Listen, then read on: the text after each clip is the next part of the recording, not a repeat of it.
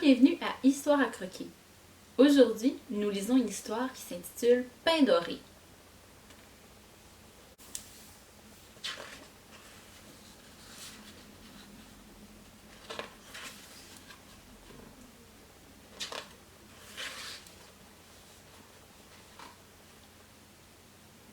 Même si Nanma est aveugle, elle voit des choses que les autres ne peuvent pas voir. Pendant la fin de semaine, je suis son guide dans le quartier. Aujourd'hui, alors que nous passons devant mon école, je me tais. Je regarde mes sandales en souhaitant que Nanma puisse marcher plus vite. Tout à coup, un des élèves, celui qui porte toujours un ballon de basketball, me crie « Salut, pain doré !» Son copain se met à rire. Je tire sur la manche de ma grand-mère. « Viens, Nanma, le parc est juste devant. » Près d'un banc, elle m'arrête. « Est-ce qu'il t'appelle ainsi à cause de ton accent? » Si c'était quelqu'un d'autre qui me le demandait, je crierais « Ça ne te regarde pas !» Mais avec Nanma, c'est différent. Je tripote la fermeture éclair de mon chandail. Ma grand-mère pose ses mains sur mon visage et moi, je regarde au fond de ses yeux brumeux et aveugles. Aussi, c'est peut-être à cause de ma peau. Ma voix tremblote. Elle hoche la tête. Ah, je vois. Je n'ai jamais connu les différentes couleurs de peau. La tienne est de quelle couleur? Sur ma joue, ses mains sont douces comme des feuilles de bananier.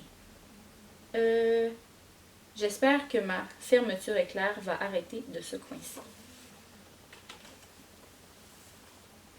Fanny, dit-elle en inclinant légèrement la tête, ton esprit est aussi agité qu'un nid de bestioles grouillantes.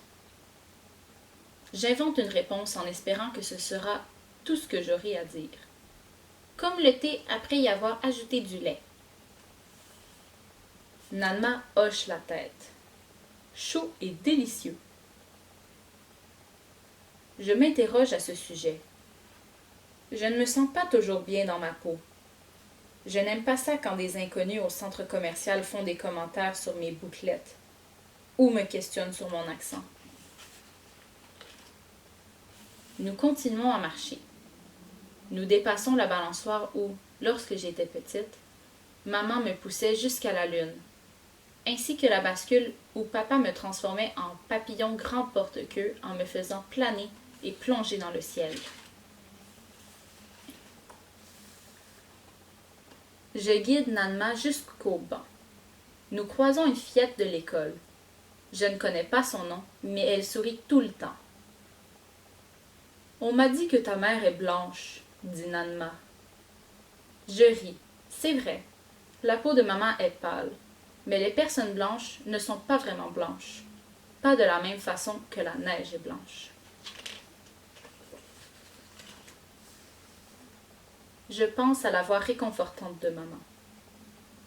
Elle est comme un yogourt à la pêche. Nanma sourit. Oui, sucré mais tout aussi délicieux.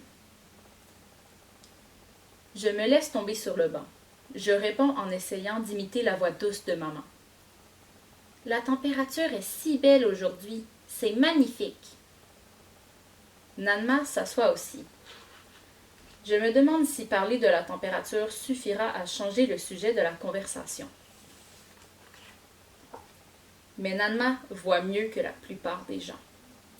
Et ton papa, comment est-il? Je lui réponds. Comme un pain aux bananes, bien chaud.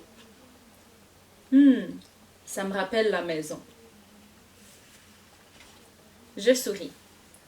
J'adore cuisiner des recettes jamaïcaines avec papa. Il m'a appris comment faire des boulettes au tamarin, des gâteaux goula au gingembre et du pudding à la patate douce. Et moi, je suis de quelle couleur?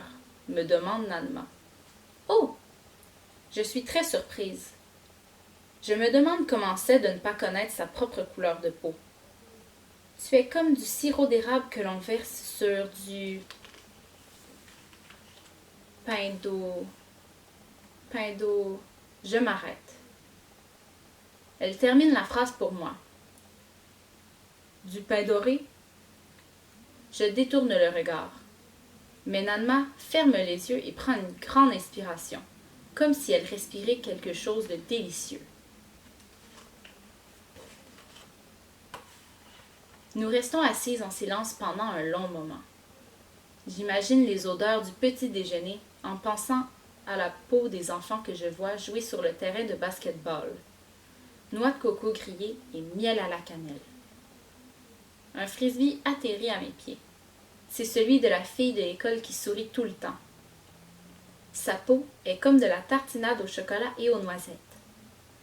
Elle me crie « Par ici !»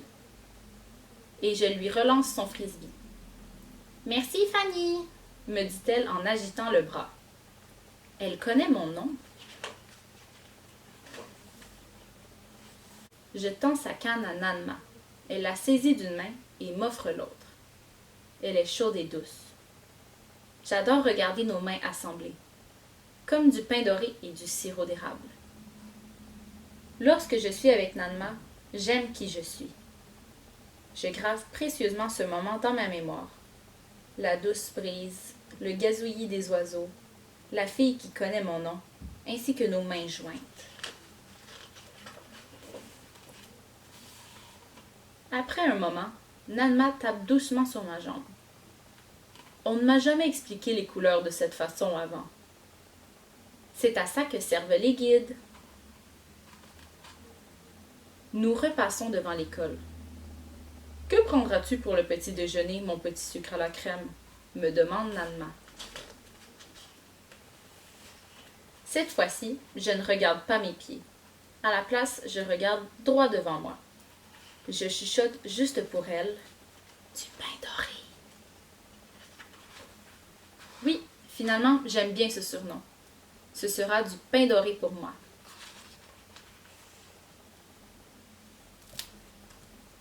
Voilà, l'histoire est terminée. Nous, on se retrouve pour la recette de pain doré qui suit cette histoire. À la prochaine!